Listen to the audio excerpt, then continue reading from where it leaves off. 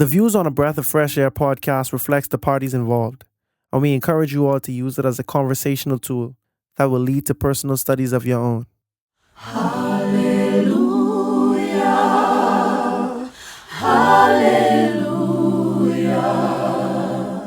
Hallelujah. Hallelujah. Welcome to a Breath of Fresh Air podcast. Here with your hosts, Earl Roberts and Nakhaz Gay. As a young person, Christianity can be so foggy, like smoke in the mirrors and so unclear. But we're here to bring you a breath of fresh air.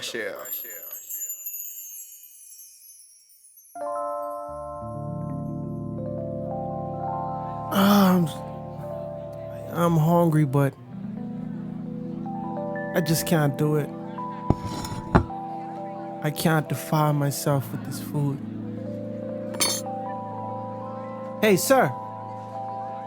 Daniel, good morning. How are you doing this morning? I'm doing pretty good, sir. If you have a moment, I'd just like to talk to you about something. Talk to me about something. Oh boy, what's it? Everyone needs something. It's nothing major, sir. It's just it has something to do with the food. The food? What's wrong with the food? You're in the great land of Babylon. What more could you want? I'm sure we got food better than what you guys had in Jerusalem. Huh, come on. No. My apologies, sir. It's not the quality of the food. It's just, as Jews, our faith prohibits us from eating such meat. And I was just wondering if you could serve us another menu. Perhaps just vegetables and water. Faith? What are you talking about? This food is meant to make you healthy and strong and nourish you. If you don't eat the king's food and you don't look healthy, it will reflect poorly on me.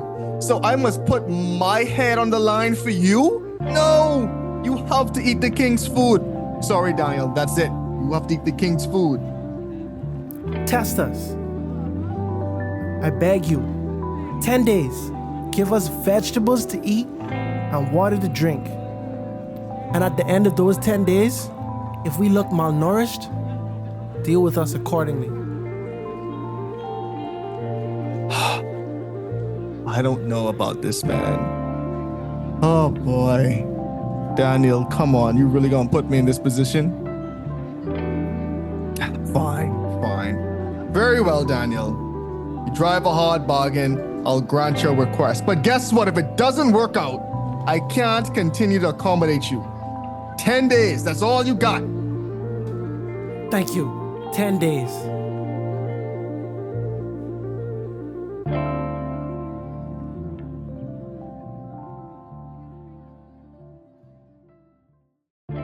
In this week's episode, we meet 4 young captives who stand firm in their faith amidst the opulence and pressures of the Babylonian Empire. Despite the king's orders, Daniel and his friends choose a path of integrity and divine obedience, leading to an extraordinary outcome. Join us as we delve into their inspiring story of courage, conviction, and remarkable blessings that follow unwavering faith. As always, be blessed and enjoy. All right, welcome back to another episode of a Breath of Fresh Air podcast. Here with your hosts, Nakhaz Gate. and Earl Roberts. We definitely appreciate everyone for tuning in this week. It's always great when we get to be in person. Vibes are much better. No internet lag, no weird other distractions. It's always good. How's your week been, man? My week was pretty good. I mean, preparing to go to graduation, so I'll be in Huntsville this weekend. So we actually recording this part midweek. And so, when you have to call the town, you have to like kind of make sure some of your bases are covered. So I just was doing a lot of running around, just making sure everything can be straight for when we go over for that trip. But I'm excited to go, bro. I think I went to Huntsville last year for alumni weekend. But, it's always feel like my second home, you know what I'm saying? Or maybe my third home, because this would be my second home now. So my first home, You won't get yourself in trouble. Yeah, for real. But, so how about you, bro? How was your week? It's going good, man. Going good. Busy, but good. Like, seeing go open doors and stuff. So it's always good to just see how things progressing forward. But yeah, man, it's good. It's good. It's good. I don't really have a weekly thought for real right now. and I ain't gonna fake none. So Well, one thing I've been trying to do is, all right, hold on. Let me give me 1 second. It's a verse in Peter. I said it a few times, but my memory is not the best. Peter, be ready to explain, give an answer. Yeah. So First Peter 3, verse 15. Always be prepared to give an answer to everyone who asks you to give the reason for the hope that you have. mm, You see what I'm saying? So it's like, for me, how can you, it's like, be prepared to give an answer, right? My thing is, if you don't know why you have the hope, mhm. you will definitely just not be prepared to give that answer, But we have this hope that burns within our hearts, right? And why do you have that hope? because of the coming of the Lord. Exactly. So it's like, you got to always be ready to give an answer to anyone who asks. You know what I'm saying? So it's like, it's one thing among Christians when they ask you why you have this hope. You know what I'm saying? Why do you have this faith?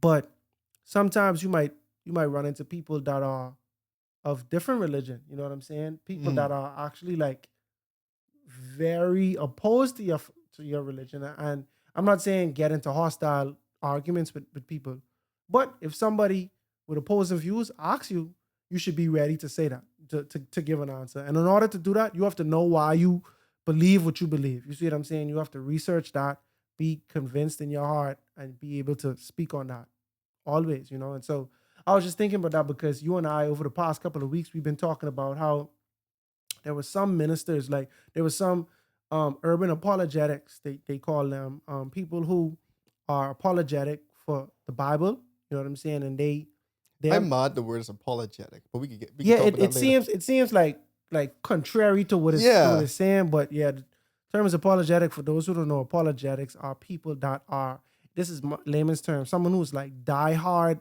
and willing to go to bat and defend the thing that they believe in. And usually the thing is like something that's controversial or highly criticized. So in this frame, and urban apologetic is someone who is black or brown or someone who's a minority that is also a Christian, and they are diehard Christian, and they are willing to debate and just preach unapologetically, you know what I'm saying, for the thing that they believe in Christ, you know. And I appreciate those people are needed, because there are people who could tell you, oh, you know, the Bible has plagiarized from the ancient Babylonian texts and stuff like that. Like people who like, they like super, Gilgamesh epic, the epic right. of Gilgamesh. And it's usually people who are like very like black, you know what I'm saying? Like not in complexion, but like the way they appreciate the black culture and the way they carry themselves and the way they teach on blackness. Oh, we were kings in Africa and stuff like that. And they have philosophies that the Bible is a carbon copy of an earlier text or whatever. So they apologize in that front, but then you have people who are urban apologists who say, no, we are Christian, we are black. You know what I'm saying? God created us, and all races come from Adam and Eve, X, Y, Z. And so, you know, there are people who do that work, which is a great work. And one of the guys, he really criticized Seventh-day Adventism. They even used the term cult. You see what I'm saying? To me, that's a very harsh word, and I don't like when people use words out of context, because, you know, words do have meaning, bro. You could Google the meaning of it, and some of the things that they disagree with Adventism on, it does not land under cult. You might say, we believe different doctrines. Like, we obviously do. Most denominations have differing doctrines. You know what I'm saying? But some of ours are unique, and they classify us with, they say like we similar to Mormons and Jehovah's Witnesses and stuff like that. And so it was a big thing online for a couple of weeks, where a lot of Adventists were coming in defense of our faith, you know? And it kind of helped me to understand how little I knew about certain topics, because, you know, I'm a Christian, you know what I'm saying? We are also Seventh-day Adventists, but it might be like this minuscule thing that they say, oh, Adventists preach that Michael the Archangel, Jesus is Michael the Archangel. You see what I'm saying? Or Adventists preach that the devil will take on the form of Azazel, which is the scapegoat in Leviticus, and he will die as a scapegoat for sin. And people say, oh, they're a cult because they're saying the devil died for our sins. And it's like, bro, no, we never said that. You know what I'm saying? Yeah. And if you haven't read certain Ellen White literature, because they basically quoting Ellen White on both of those fronts, right? And if you haven't read that literature, it's like, oh, you don't know what y'all believe. But I'm like, bro, that's not in our fundamental beliefs. You know what I'm Yeah. saying? Like even as Adventists, we have the right to disagree with the writings of her. It's like saying like everything your pastor preaches is 100% true, and you believe Yeah, it. You know? my thing is that the term just get the term is used pretty loosely because I mean, shoot, let's just go for it, right? Like, what is a cult, right? And then I'm like, if you have a theological difference, it doesn't make you a cult, Right. And then there are other religions who straight up just follow someone or something. Does that make them a cult? That's what I'm saying, bro. Like, I'm like, Buddhism, Islam, like, what we're we talking about right now? So again, it's the nitpickiness of it, right? But I mean, to your point, at the end of the day, you really got to know what you believe, why you believe it, and where it's found in the Bible. exactly, because if you are not familiar with some of these things, or you don't even like let's say the scapegoat, for instance, right? The first time I heard that it is an Adventist line of thinking that the devil is a scapegoat for sin, that did not move me at all. Because I'm like, I know what the scapegoat did on the Day of Atonement. I know what that was. Like, there's also, you have the Paschal lamb, right? The Passover lamb. That happens once a year. You see what I'm saying? Weekly sacrifices happen. You know what I'm saying? Like, and we know in the New Testament, without the shedding of blood, there's no remission of sins, Yep. right?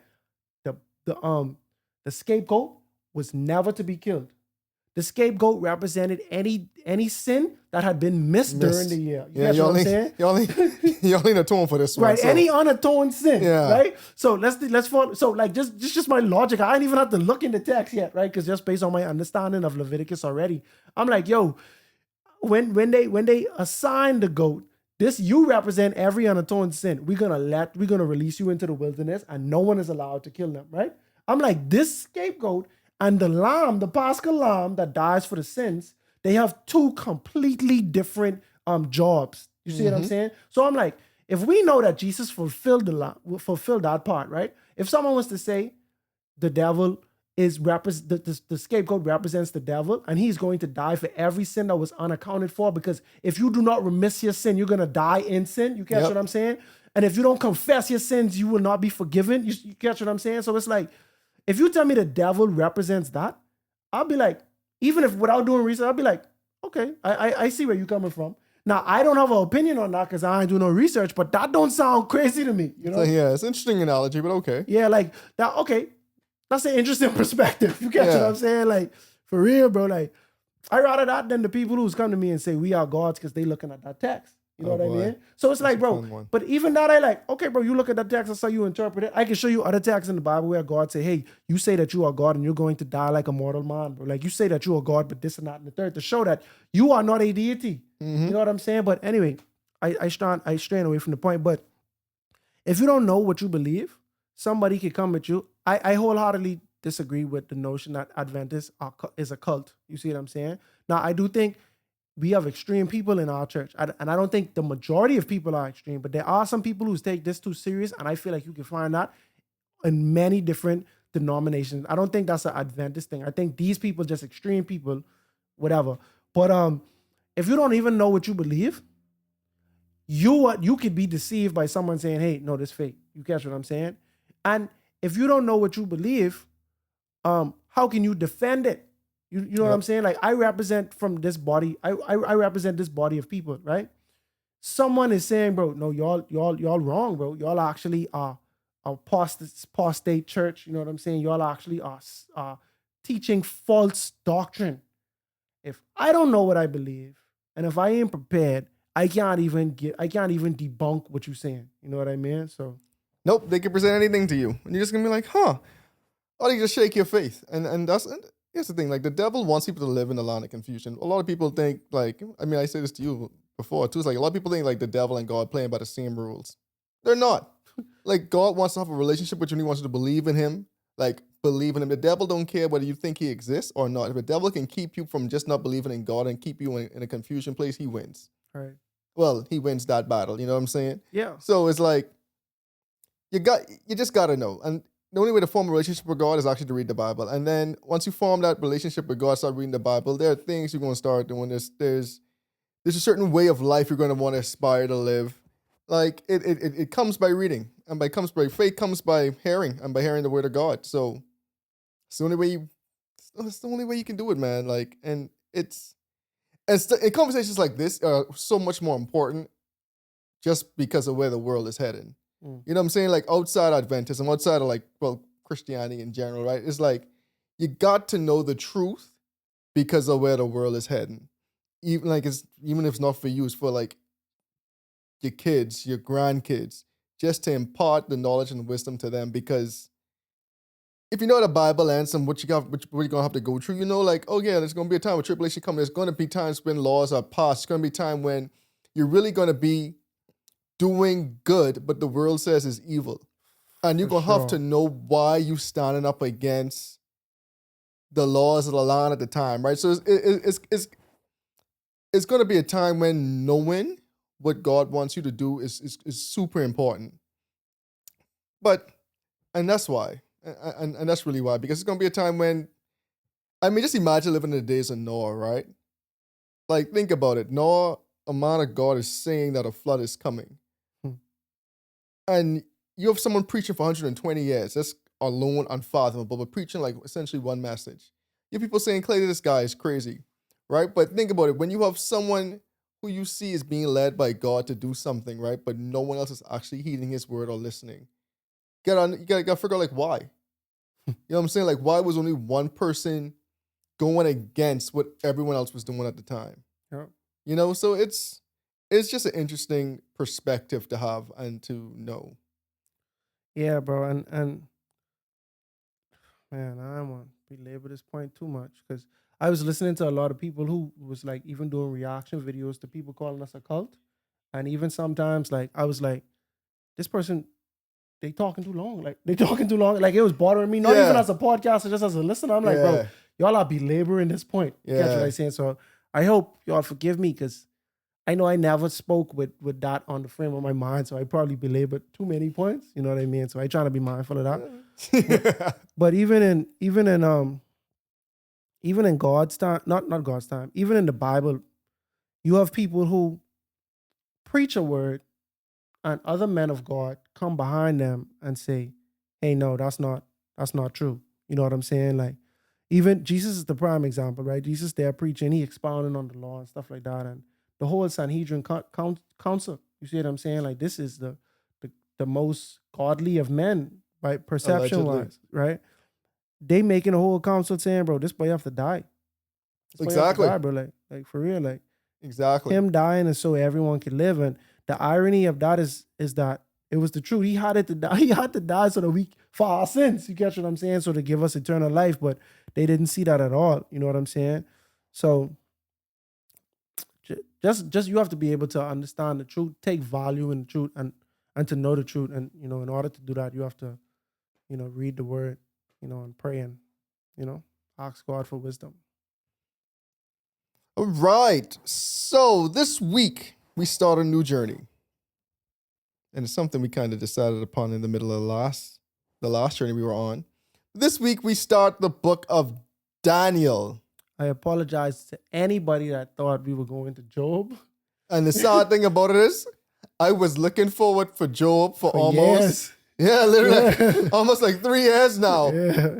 So, but given the state of affairs, we think it would be pretty fitting to do Daniel. And so we're in the book of Daniel. Yep. And Daniel's an interesting book. I mean, it's full of prophecies. You have some storylines in there too. If you know the timeline, so much other stuff was happening in the world right now. You had Confucius living, the writings of Aesop happened around this time. The Phoenicians were like the first ones to go around Africa by sea around this time. The Mayans were actually living and thriving in Mexico around this time. I guess so crazy when we really see how much things were actually happening. And Buddha, I guess around the same time as Confucius. So it's a pretty interesting time to be alive. Yeah, that's actually very interesting. Granted, a lot of these people were so isolated they didn't really even know about each other. Like, definitely don't know. Definitely don't know each other. That's the wildest thing about it, right? You have like two Seriously, you have Confucius and Daniel, two very prominent people living in the same time who probably didn't even know each other existed. Yeah. But their writings became so prominent and so pivotal.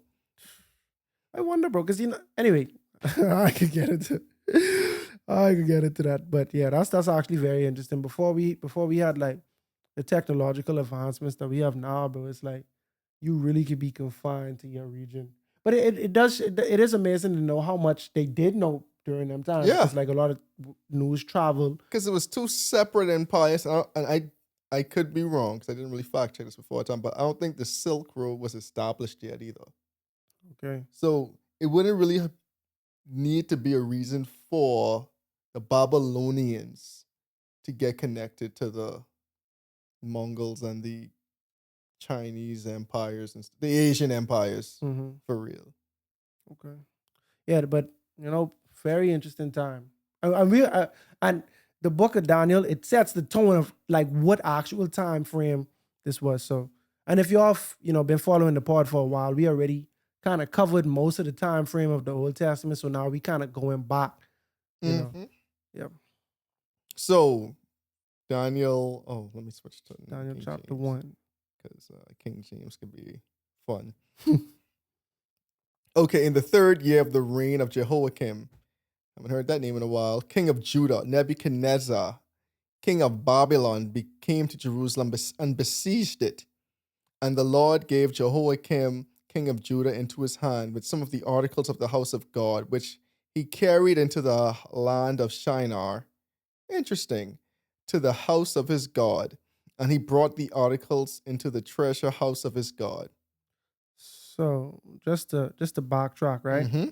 So Jehoiakim, that was one of the last kings of Israel. So like when we go into 1st and 2nd Kings, that's going to be in 2nd Kings towards the end of the book. 2nd Kings 23, we get introduced to, I think it's 23. Yeah, 23, we get introduced to Jehoiakim. And then in chapter 24, we learn a little more about Nebuchadnezzar overturning, conquering Judah.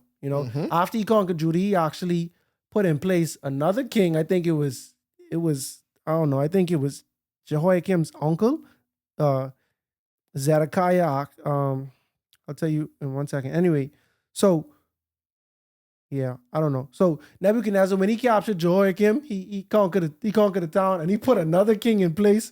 And they're gonna give us a little brief synopsis of the setting. You know what I'm saying? So we could kind of understand the book of Daniel and the time frame it was in.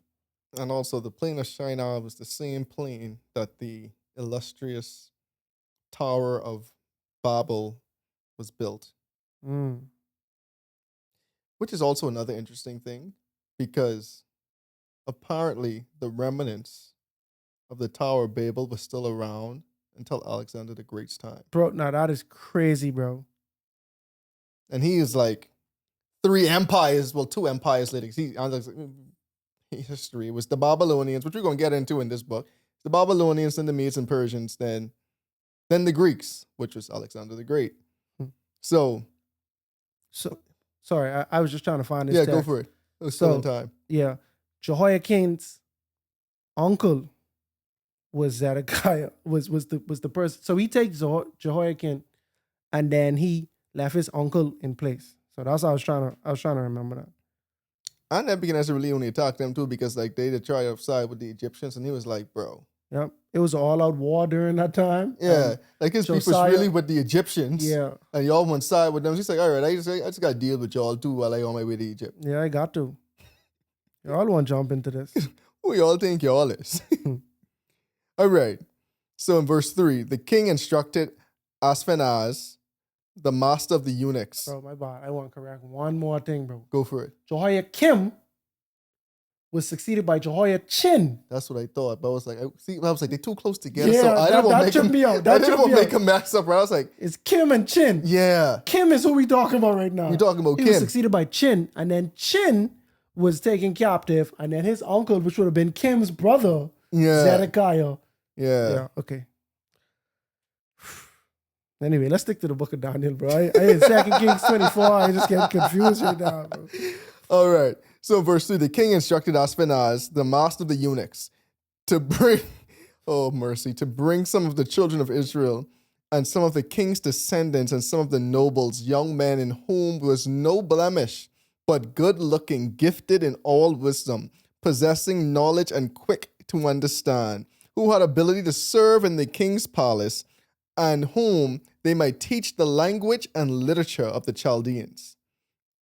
And the king appointed for them a daily provision of the king's delicacies, and from the wine which he drank, and 3 years of training for them, so that at the end of the time they might serve before the king. Now from among those was the sons of Judah were Daniel, Hananiah, Mishael, Azariah. To them the chief of the eunuchs gave the names. He gave Daniel the name of Belteshazzar. To Hananiah he gave Shadrach. To Mishael he gave Meshach. And to Azariah Abednego. Why we say Abednego?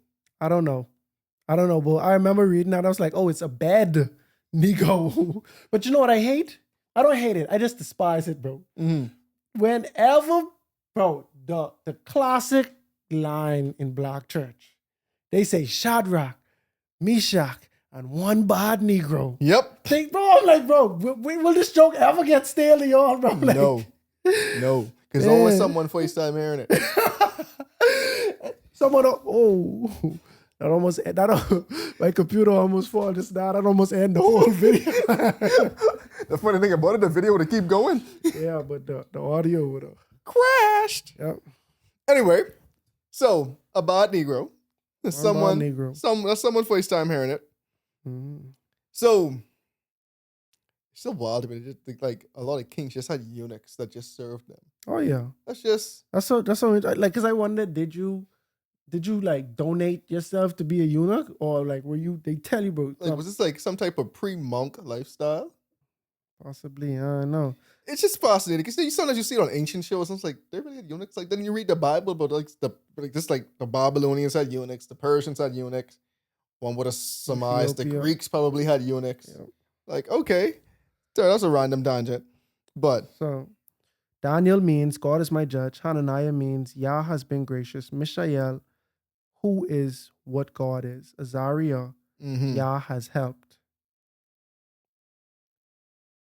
And in a second, I looking this up because I should have had this done before. But Shadrach, Meshach, and Abednego. So just for context, every person, like all of their names had to do was praising Yahweh, the Most High God, in some way. Yep. You catch what I'm saying?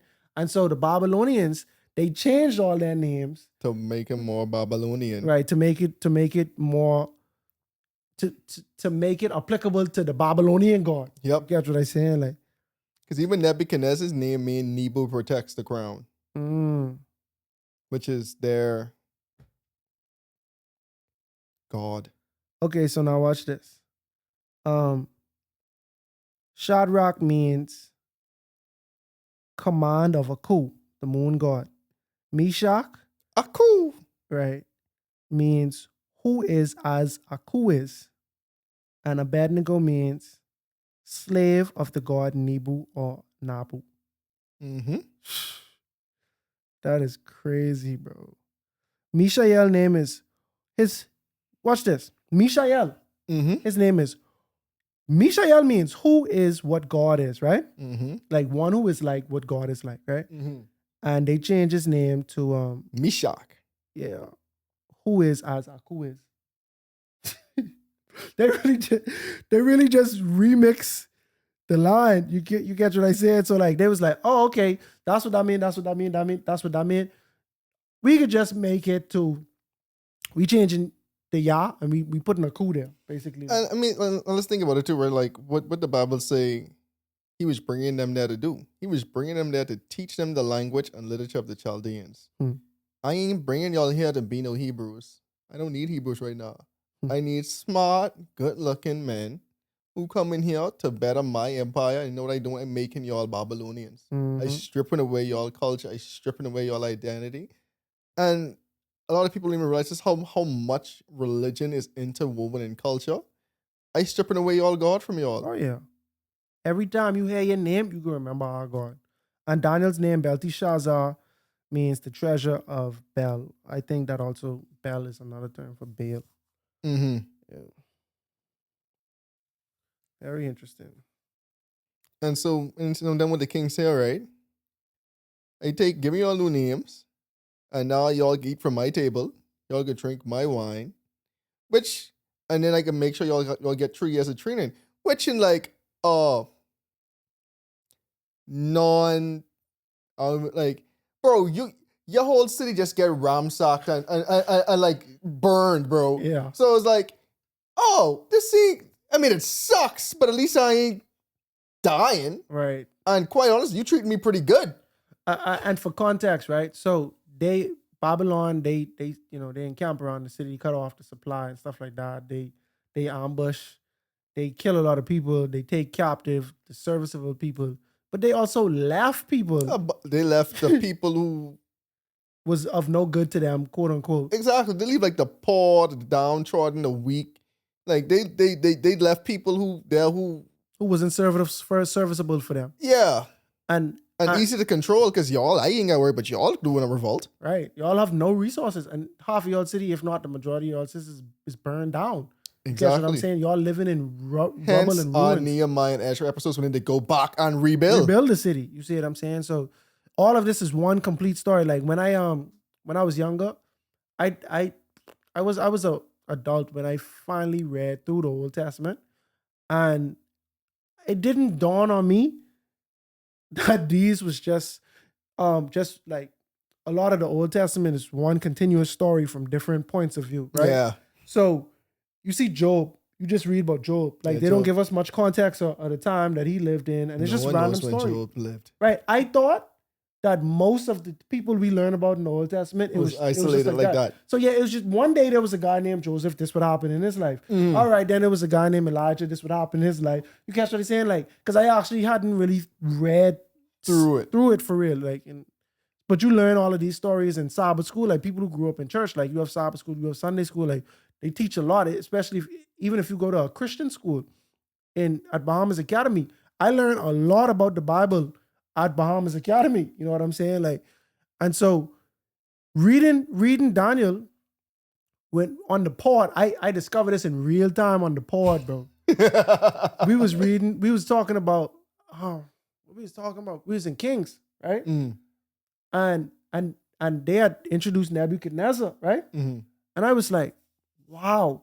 There was another king. There's another Nebuchadnezzar. I was like, oh, so Nebuchadnezzar and Daniel is like Nebuchadnezzar the third or something like that. You catch what I say? Because at that point in time, I thought like the books ran consecutive after each other. You see what I'm saying? So because we still in Kings and Daniel come later, there's no way. Like I didn't realize these two things happen at the same time. There's absolutely no way. I was like, okay, so by the time we get to Daniel, it's Nebuchadnezzar probably the third or the fourth, you know? Yeah. And so, yeah, bro, like, so for context, like when you're reading these prophets, you could go back to Kings and Chronicles and see like the kings and the some of the stuff that was happening during the time of the prophets. So, Daniel is a prophet. He came about after Israel had already been captured, but you have other prophets like Jeremiah and even Jonah and people like that. Like you could go and read, when Jonah was around, King, what's that dude's name? Jeroboam II was in place and he did this, that, and the third. So, I think that's kind of cool, Yes, it literally gives like a well-rounded perspective. Yeah. On, okay, so in Kings this was happening, but no, y'all really was tripping because Isaiah was talking to y'all this. He was talking crazy. He was like, bro, y'all doing this and that, y'all don't listen. Like, okay. Okay, we gave the kings a lot of grief, but right, because like in the book of Kings, they might say something like, all right, Josiah after Josiah slept with his fathers, and then reigned King Jehoiakim. And Jehoiakim did evil in the sight of the Lord. He lived until he was XYZ, and then he was taken captive by Nebuchadnezzar, right? But it's like, all I know is he do evil. But now when I read the prophet who was around during that time, they getting into stuff like, oh, y'all doing child sacrifices, y'all killing people, and then y'all go into offer temple sacrifice. Like it doesn't matter. Like these things, God don't take delight in these things, you know? So not at all. So you're like, bro, okay, like I really understand what the people of God were going through, being subjected to this. Yeah. All right. So now in verse 8, Daniel purposed in his heart that he would not defile himself with the portion of the king's delicacies, nor with the wine in which he drank. Therefore he requested from the chief of the eunuchs that he might not defile himself. Now God had brought Daniel into favor and the goodwill of the chief of the eunuchs. And the chief of the eunuchs said to Daniel, I fear my lord the king, who has appointed your food and drink.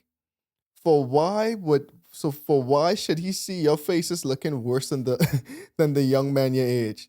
Then would you endanger my head before the king? But I can't know if you looking hungry, like you ain't getting feed, bro. Like, Yeah, your boy say, hold on though. I can imagine him, hold on. Daniel, come on, man. Y'all eating the best in the kingdom. Y'all eating like the king. Like furthermore, you forget you technically a slave, bro. Yeah, don't forget that. What you mean you ain't want to eat this, bro? I like you, right? But hold on now. What you ask me, like, so you don't want to eat the meat. And if you don't eat, that means I ain't doing my job. You endangering me. You endangering me. Like you my want head. me dead for you. Yeah, because you don't want to eat the same making sense. But like who denies food, bro? Like, you know? And you know what's funny to me? Everybody knows Shadrach, Meshach, and Abednego. You can roll that off the tongue, right? But no one know about. No one know Hananiah, Mishael, Azariah, right? No, I struggle every time when I gotta remember the Hebrew names. Right. But you notice how they just say the man name is Belteshazzar, right? Yeah, no one knows Belteshazzar. And then it go on to say, then Daniel. Yeah. It's like, he write the book. Yeah. You know what I mean? You always say, but I ain't hearing by that name. My name is Daniel. You know what I mean? Like, we could call y'all Shadrach, Meshach, and living a Abednego. double life. Yeah, for real. Daniel was he nicknamed. For real, bro. Daniel, see, it's like you go into work, right? They call you by your government name, that situation. But the people who care about you, they call you by Your whatever. nickname. You know what I mean? Like, I probably could count on one hand or maybe two hands the amount of time my twin sister called me Nakhaz. You see what I'm saying? Like, that it never happens. You know what I mean? And so it's like she called me Kazi because that's what y'all know me as.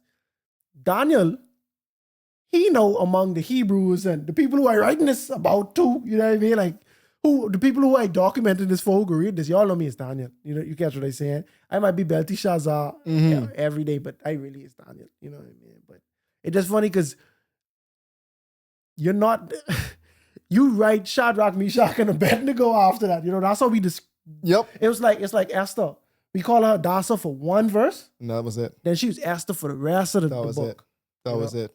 I don't know, But the funny thing about it is like, because he called them by the Hebrew name again, I think in the next verse, right? But it's like the main story they really known for. Right. They wasn't Hananiah, Mishael, and Azariah in that story. So that's funny because you're right. So in this chapter, they go on by their regular name. You see what I'm saying?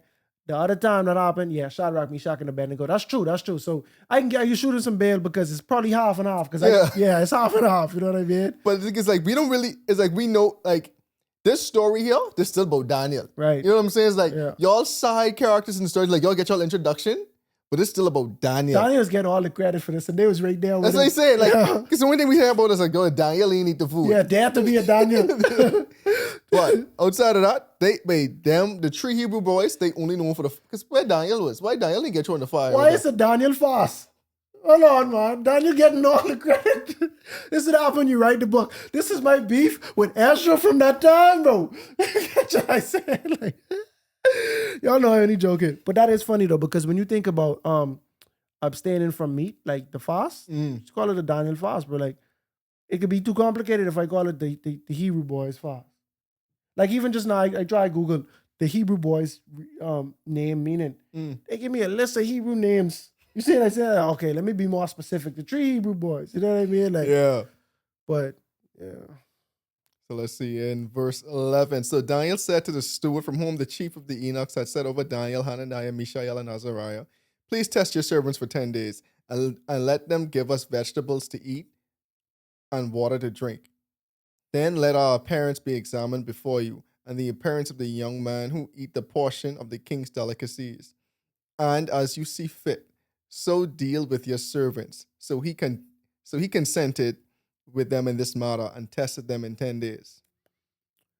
What's interesting to me is that, like, so, this like the Mesopotamian region. It's like the Middle East, right? Yep. Like Iran and like that area. Yep. This is implying that the food that the king was given, if Daniel had ate it, it would defile his body, right? Which means that they only was offering unclean food. You see what I'm saying? And so he was like, yo, just give me vegetables. You see that? We can't go wrong with vegetables because all vegetables clean. Or it could have been like a bunch of meat that was offered to the gods. Sometimes the Hebrews had a problem with that as well. Yeah, that's true. So it could have been clean, but y'all since all sacrifice to God, but I'm not doing that because y'all sacrifice that to y'all gods. Yeah, so because it's two options. Yeah, it is two options, but the reason why I rather lean towards it being unclean is because they could have sacrificed their vegetables to their God too, and it's like, well, why you gonna pick these myself? So, and it's funny because like I just went to Dubai last year. Yeah, right? You ain't gonna find no pork. No, but unless you're eating shellfish, but you ain't gonna have to worry about that. You ain't gonna have to worry about eating unclean meat. You know what's wild? Like it's the same thing, bro. Like when I went to India, I mean Dubai too, but when I went to India, that was crazy because like, bro, India is the largest population in the world with like a majority of people's vegetarian, bro. So like, you ain't gotta worry about it being clean. Sometimes you gotta worry about like, can I actually get meat? Yeah, that's funny too because like my neighbors, husband and wife, they offered to make us a meal, right? Ask us our dietary restrictions and stuff. We like, we just don't eat pork, and they're like, yeah, us, like we'll never eat, like like you'll never have to worry about us eating pork. You catch what I'm saying? And then I remember that they ain't eat beef neither. Yeah, you catch what I'm saying? Like, yeah, I see your pork, but I can raise you that beef too. You know what I mean? Like. So yeah, but they cool with that, buddy. We're going to McDonald's. There wasn't even no bake mark on the menu. I say, okay, India. I say, y'all giving it up. Yeah, for real. And what's funny though, just observing like the Indian people that live in Florida, like where I live, a lot of their parents come here. You see what I'm saying? So like they might like the people who like own houses in my neighborhood, like they do well, they have their house and stuff, and then their parents come, and you would see their parents walk every day. Every day they could walk, like they can get exercise. You see what I'm saying? So it's like, and to my neighbor, to the point about my neighbors, one of them is a vegetarian. Like I find that interesting too. You know what I'm saying? Because the Adventist Church has preached the health message since the inception. You know what I'm saying? Like that's a lifestyle thing, and that message is not unique. Nope. To us, bro. That's not unique to us, bro. The Jews have it. Like if you are I don't know the term, but the Jews who actually follow, you know what I'm saying? You have the dietary restriction. It was just kosher, and then you have halal. Halal for the Islamic, right? And so it's like a lot of religions. They have to discipline in your diet. You catch what I'm saying? Like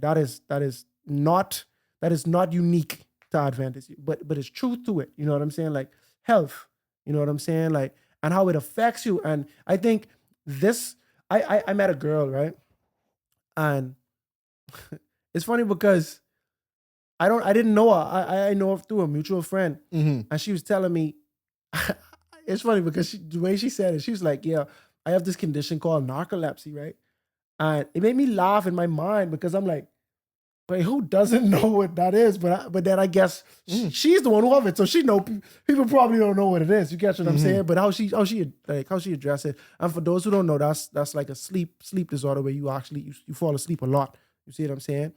And so she was saying that when she was like she was getting her master's, it was hard for her to study, like to focus because like she would be like sleepy all the time.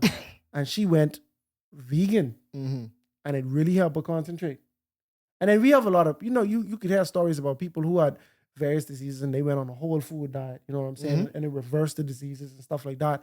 And it makes sense because like a lot of diseases that we do have comes from the things From that the we animals. ingest. Yeah, right. You get what I'm saying? So it's like, bro, health, you could downplay it, but it's a very important thing in our everyday life. Like, and it doesn't affect like the way we focus and also the emotions that we have. Like, you know what I'm saying? Like, Agreed. yeah. Agreed. It's wild. Like, anyway, let's gonna go on next tangent with food. But yeah, man, it's and think about it, man. Like when we were in the Garden of Eden 6,000 years ago, billions of years ago, if you ask some people. All right. But what were we eating? They would eat the fruits. All right. They would eat the stuff of land, the fruits and vegetables. They didn't start eating meat until After the flood. yeah, arguably, well, probably after they kicked out the garden. I am sure. Oh, probably. I'm sure Cain's people wasn't eating no fruits and vegetables. Because they were sacrificing Yeah. by Adam Yeah. and Eve them times. So, So, but yeah, I mean, originally our bodies was meant to eat fruits. I mean, some person said, which is, when people say something, but how they say it ruins the message they was trying to say, right? Yeah. Like one word was like, yeah, no one should be drinking water. I'm like, what you saying, bro? Yeah, because we're supposed to get our water from our fruits and our vegetables. I'm like, okay, but Yeah, you going to extreme. yeah, bro. like what's your point there, buddy? Yeah. But yeah, man. So, and again, so now we seeing like Daniel saying, okay, guys, I don't want to eat your meat. I don't want to drink your wine. Your meat's going to defile me and your wine probably going to defile me too. Inebriate me or something. And but here's what I want to do. Just give me vegetables. Just give me vegetables. Let me live off the land and drink water. And he's saying, you know what? I ain't out because we're here for 3 years, bro. I ain't asking you to do it for all 3 years. Give us 10 days. That's all we need, 10 days. And if it don't work, I'd capitulate. Now, I don't know if he made that agreement. That's just how it sounds. He said, bro, give us 10 days, bro. You think he said capitulate? But Oh, they wasn't even talking English. Yeah. So- and then these were sharp guys too. Yeah. But you almost burst me over my head. Dog. Capitulate. Oh, okay. He has a capacious vocabulary. I see what's going on. Oh my goodness. I see where we going. But so now he say, bro, just give us 10 days, right? And here's where we know Daniel, Hebrew boys, but they definitely have a connection with God, bro. Because like the faith to just say that, bro, What? and saying, but after, you think about it, bro, people switch to a vegetarian diet now, bro, to lose weight. Oh yeah. These guys in the business of losing weight right now, bro. No. They need to build muscle. Yes. You know what I'm saying? Yes. Like to have the faith to say, you know what, bro, we about to essentially just be vegans, but we could be in better condition mentally. The mental part I could agree with, but we could be in mental, physical condition than all these other people, bro, after the 10 days. Like just have the faith in God to know that, bro, God, we need you. We standing up for you right now, and we need you to come true for us. And to me, it kind of speaks to the discipline in diet, or like culturally, like just the difference in diet from before. Because, bro, but I could not conceive in my mind to tell someone, yo, just give me fruits and vegetables, and then say, put me to the test after that fruits and vegetables, bro. I remember one day I tell myself I only just can eat fruits. But I had the craziest headache at the end of that day, bro. I was like, no, I can't do this. I can't do this, bro. You know what you should try? What's that? No salad dressing on your salad. No, I ain't big on salad dressing. Okay, good. I ain't big on salad dressing. I ain't gonna lie. Then just eat salads then. Bro, that's to me, that's a step down from only eating fruits, bro. Because at least fruits tasty. You get what I'm saying? Like, I want you to help me in this scenario, bro. Like, but no, I get it though.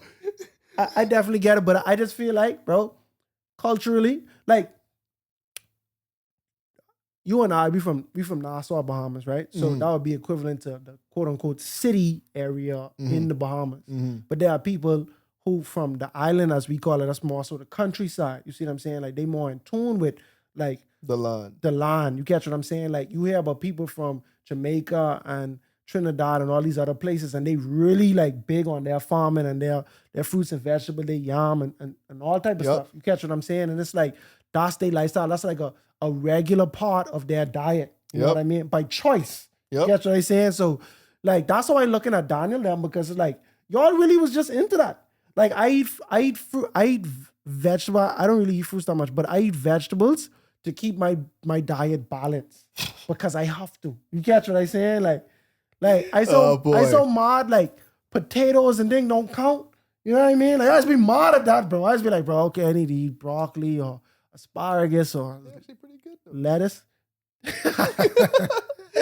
Daniel Jr. on the side. Like I don't know. I know I'm like unique in the fact that I actually like a lot of raw vegetables. See, and raw, that's a whole different story now. You say you just changed the story now, bro? We didn't even get to raw yet, bro. But like I'd be grading cabbage for like, well, some people cut their cabbage, but I like the grated cabbage for coleslaw, right? I just be like, oh cool, I just eat the cabbage. I was like cutting it up like just raw cabbage. I like raw broccoli. But if you don't put some mayo and some sugar in that, bro, and some lime, bro, stop freaking out, bro. Yeah, right. But it's good for you. But I mean, here's the thing, like, I think what we're trying to say, vegetables and fruits are good. Definitely. No, but the main point I was trying to say, The bro. test. Yeah, the test, bro. Like you believed not only in your diet, but you believe that why God instructed you all to have certain the diet, like to follow cleanliness in your food. You get what I'm saying? And so he said, man, put it to the test. Because you know when people naysaying, because basically that's like you growing up, I wasn't big on eating meat. Period. But I wasn't big on vegetables neither. Don't get me wrong. I am not saying I was a vegetarian because I'd eat some chicken nuggets now. You get what I'm saying? I just don't want no complicated. Hold the chicken. Hold the chicken. That's a classic joke in my family. They go on to Wendy's. They say, hey, let me get chicken nuggets, hold the chicken. Because every other time I had chicken, I was like, wait, I don't like this. You know what I mean? But nuggets was palatable to me. But I was more so big on starches and like macaroni, rice, stuff like that, right? And so I lost my train of thought, bro. I ain't gonna lie. The test. The test, still lost it. I ain't gonna lie. But just hold that around. Don't fuck about me. I know I agree with it, but just hold that. All right. Yeah. So now in verse 15. And then at the end of 10 days, their features appeared better and fatter in flesh than all the young men who ate the portion of the king's delicacies. Thus the steward took away their portion of the delicacies and the wine that they were to drink and gave them vegetables. I remember what I was about to say now. So whenever, like, let's say we go to a potluck or whatever, right? And I tell you I want macaroni and rice only. People looking at me like I saying I only asking for water or just ice. You see what I'm saying? Like, hey, but you don't want no meat. Like to say, but like how your meal don't start yet until you have that entree. You get what I'm saying? You just have a bunch of sides with the entree. Yeah. So when Daniel tell the eunuch, bro, but I ain't eating no meat. They're like, boy, what? That to them, that imply you trying to starve yourself. You see what I'm saying? You starve yourself, I can get killed. But the concept of, I only eating the sides, it didn't make sense. No, you see what I'm saying? It really didn't. Yeah. It really didn't. Especially in that day too, it's like, okay, what you trying to eat then? But we see God is faithful. And we see, like the Bible will say, they appeared fatter in flesh. Like they literally put on muscle. They put on some weight from eating the vegetables. 10 days, bro. In 10 days. I think one of two things happened. One, either this was a miracle and God blessed their efforts. Or two, just because they was eating solid and thing, or just because it's a vegetables. I believe they probably had some nuts in there. Yeah, but I believe that potatoes and thing would account. Like that's just how you classify it. You get what I'm saying? Like boys say, yeah, y'all had some starch. Yeah, like real talk. Like, but that make me think they was eating a lot of that too. Probably. You see what I'm saying? Because it's like salad is such like green leafy vegetables are so low in calories. You would have to eat way more than average. You see what I'm saying? To even make a dent. So for example, right? A cup of lettuce, right? That might be 10 calories, right? But hey, trust me, I know. But a cup of rice is like 200 calories. You catch what I'm saying? And calories in, calories out. Like the more calories you intake, that determines whether you gain weight or lose weight. This is just a high level explanation. So my thing is, for me to gain weight, right? If I eating rice, it's easier for me to do that. So I just eat 1 or 2 or 3 servings of rice, and I have my, in my necessary amount per meal, and I just keep doing that throughout the day. But with salad, you have to eat so much more. Like right. I can imagine them They just there like, we gotta eat though. Yeah, we eating big. Let's eat big every time. And who don't want to eat more? Like for real. Like, And then, hey, and then they do- working. wait, we gotta do what? We gotta lift. We gotta look good. So now I get it though. And yeah, so they appeared father in flesh, then all the people who eat the king's delicacies, right? Now in verse 17, as for these 4 young men, God gave them knowledge and skill in literature and wisdom. And Daniel had an understanding and vision in all visions and dreams. So we're seeing God giving them a little extra blessing on top of, just the normal appearance. We've seen the Bible literally saying, okay, Daniel, he could understand visions and dreams. And all 4 of them had special knowledge in literature and just being wise. I think we skipped verse 16 because I wanted to laugh because when the teacher when you're supposed to collect the homework and the teacher forget to collect the homework, right? And then you say, hey, you forget to collect the homework. Or you say, hey, we supposed to have a pop quiz. Now everybody gotta have the pop quiz or Everybody whatever. mad at you. But verse 16, thus the steward, so after they saw that they was father in flesh, the steward took away their portion of delicacies and the wines that they were to drink and gave them Vegetables. Oh, wait, hold on. No. Oh, wait. Is that the part where everybody had to eat vegetables? That's the thing. I'm trying to figure out, like, did everyone have to eat vegetables? Or Is that just a misinterpretation? I think so. Okay. Because every time I read that, I was like, Come on, let's go to check old King James. not verse 16 in King James, but it don't say that neither. Your boy name changed. Then Melzar took away their portion of the meat, the wine that they gave them to drink, and gave them pulse. All right, well, I guess we could scratch that one from the record because I don't know where I get that from, bro. Same thing was in the cartoon. Yeah. So it's like, oh, y'all strong after that. Everybody eat that now. You know what I mean? So that made me mad just now, though. Creative liberties. All right. Okay, hold on. So let's see. Now at the end of the days, when the king said that they should be brought in, the chief eunuchs brought them before Nebuchadnezzar. The king interviewed them, and among them all were found. None was found like Daniel, Hananiah, Mishael, and Azariah. Therefore they served before the king. And in all the matters of wisdom and understanding about which the king examined them, he found them 10 times better than all the magicians and astrologers who were in his realm. Thus Daniel continued until the first year of King Cyrus. So we see Daniel essentially lost the rest of the Babylonian Empire all the way up until the beginning of the Persian Empire, which we actually get into at the end of the book.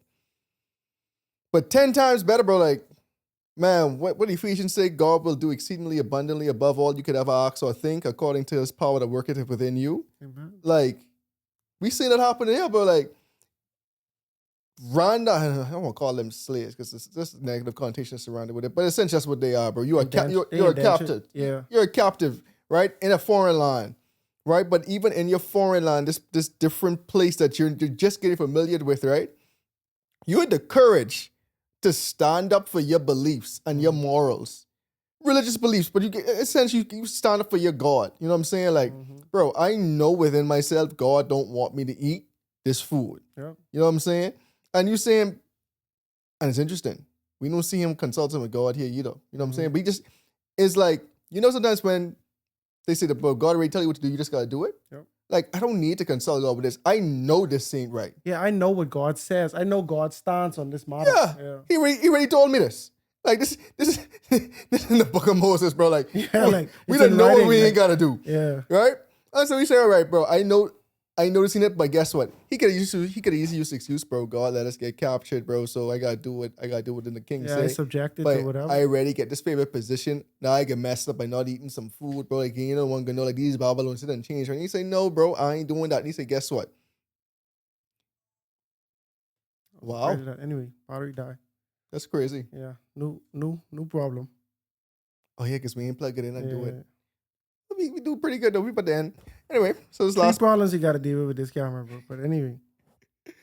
We fix one. Yeah. Mm-hmm. Ladies and gentlemen, the last part of this broadcast will be without visuals. So, but anyway, right? So he stood up before the king. And the king's eunuch, right? And now, man, he said, yo, give me 10 days. 10 days, me and my boys, we gonna be on this diet, bro. And if you get to examine us and make determination for yourself, because obviously I ain't trying to cost you your life, but give us 10 days, we can say, all right, after this 10 days, if we look solid, on my humble request is, we proceed.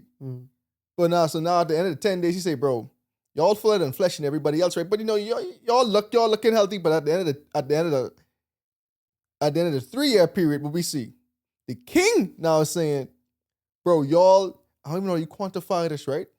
But y'all 10 times better in multiple areas than everybody else. And I would love to think too that these wasn't only Hebrew people they talking about. These everybody. Other people who got captured, other native Babylonians, other native Assyrians, like other Chaldeans, like, bro, y'all better than everybody else. So think about it. It was more people from Judah who get captured that was there. They didn't say anything. Right. It was only Daniel, Shadrach, Meshach, and Abednego, whoever you want to say, whatever names you use for them, right? It was only them four that say, bro, we ain't doing this. So think about the other people who compromise. Think about it. Imagine if God's original plan was that, bro, I got like almost 200 of y'all here witnessing and testifying for me. But only 4 had the courage to stand up.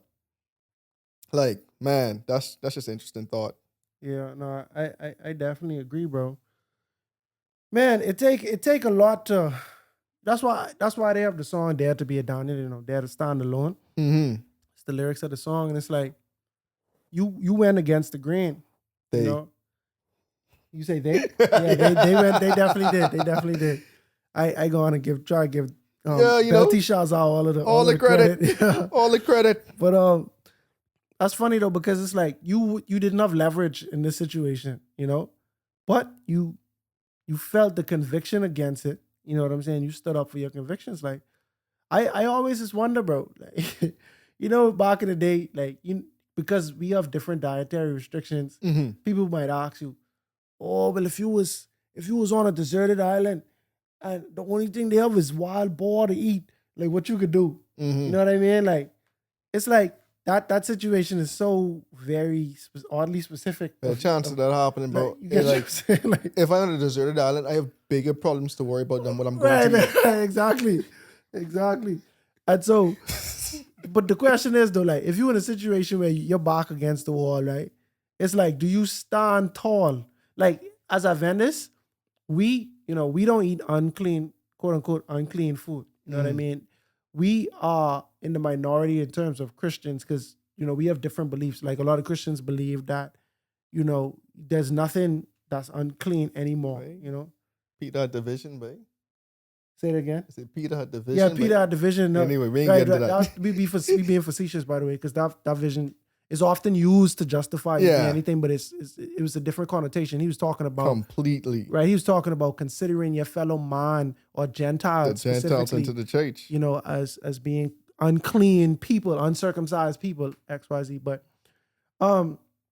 yeah. So like, do you stand tall, bro? If you know that, bro, I in a place where, first of all, the religious officials ain't gonna see me doing this, and even if they do, they don't have no say in this. It's the king. You know what I mean? It's like the law, it's not really the law to eat, but basically the person who is the law, the king, is making these provisions for me. Do I say no? Like I'm on a diet currently, right? And my diet, it ain't really nothing crazy. I just in a calorie deficit, right? So I have to eat less calories than I'm supposed to in a day because that's gonna help me to burn more fat and stuff like that. That's just how it works out of macro scale. But I had already eaten my dinner for the day. I went to go see a friend, me and Yana, our friend from college, and her husband offered me a donut. I say I good, right? But he don't know why I saying I good, but I tell him I straight, you know, I good. Next thing you know, like an hour go by and he poured me a glass of lemonade and just handed it to me. You catch what I saying? Right, so I drink the lemonade, right? I'm like, oh, this is some good lemonade. But the lemonade was good from Publix. Publix lemonade good. This ain't an odd. But anyway, next thing you know, he bring out 4 donuts. He give one to everyone there, bro. Oh, he ain't saying. You catch what I saying? And I was like, see, nah, I don't be rude. And this is my first time meeting him too. You catch what I'm saying? I don't So be he rude. just trying to be a good host. He really trying to be a good host. He's Mexican. And like, you could see that culturally, like, I feel like it in his brain, he was being a bad host. If I just have we have all these treats. You see what I'm saying? And y'all, no, this for y'all, you know what I mean? Like type situation, you know? And I wasn't as forthcoming with him about that. You know what I mean? But I didn't want to be rude, dog. Yeah. Like, I really did not want to eat this donut, but I really didn't want to be rude. And I felt like it would have been better to just not be rude in that situation or whatever, right? But it's like, the point I'm trying to make is sometimes you in compromising situations, right? Where you have to decide whether you're going to go against the grain and make it uncomfortable, or you can go with the flow. You catch what I'm saying? Yep. Daniel was in a situation where only God and his people around him would know. You know what I mean? I believe that he didn't really have a desire to even eat the king's meat because of lifestyle and because of dedication to God. Me, I have never eaten pork intentionally. I don't even know for sure if I have, but I believe that maybe I have like pork and rice and stuff like that. People just put pork and rice and beans and stuff like that. And I believe I might have did it unintentionally, but I don't have a desire to eat that. Like, I don't have a desire to eat shellfish. You know, my family from Andres, I go to Andres and the food just come to you. Crabs just walking on the street. You see what I'm saying? Like, you don't even have to work hard for this, you know? You know what I mean? And so I never had a desire to eat it as well, you know, but in the face where it's like, bro, it's extreme pressure to do so by law or because it's pleasing to the king. Like, do you stand tall in that? You know what I'm saying? In the upcoming chapters, we're gonna see where in this book, your religion and the law are clashing in multiple chapters of this book. It's multiple scenarios among multiple kings where religion and law come to a clash. And it's like, what are you going to choose? We just was talking about how Haman had ordered everybody to bow to him. Yep. By law, you're supposed to bow to me. But Mordecai chose not to bow. You catch what I'm saying? And this would have happened years after Daniel was around. You know what I mean? And so, I think it's the other way. Daniel happened before them. Yeah, years after Daniel was around. This would happen years after Daniel was around. So there's a part. So I just want to set, like, this being the introductory chapter for this book. I just want to set the tone, and I want people to have in their mind why, when we get to the end of this book of the Bible, they talk about Babylon. Babylon has fallen. Like, what does Babylon represent? The beginning chapter of this book, we see where the people of God were placed in a situation where they had to compromise their morals. They chose not to compromise their morals, and God had their back. You see what I'm saying? And so as we go throughout this book, we're going to continue to see time and time again how this nation continued to put people in that same scenario. In this chapter, we learn that Daniel and his friends were trained to be wise men in the king's court. During their training, they were served foods that would defile them, and they requested that they eat only fruit and vegetables. Although hesitant at first, the Babylonians obliged and did a 10-day test trial to see how effective this new diet would be. And after the 10 days, Daniel and his friends appeared to be more healthy and nourished than all of the children that ate the king's meat. And when it was all said and done, King Nebuchadnezzar found Daniel and his friends to be 10 times wiser than all of the other wise men. But Daniel's first test is about to come sooner than we expect. But we'll talk more about that on the next episode of A Breath of Fresh Air. Tonight's episode included voice acting by your hosts, Earl Roberts and Nakhaz. Remember to go ahead and research on your own in order to get a more firm understanding of tonight's episode. And if you enjoyed it, make sure to like, subscribe, and share with your friends. You can follow us on social media at A Breath of Fresh Air Pod on Instagram and BOFAPOD on Twitter. Thanks, everyone, and we'll see you next week.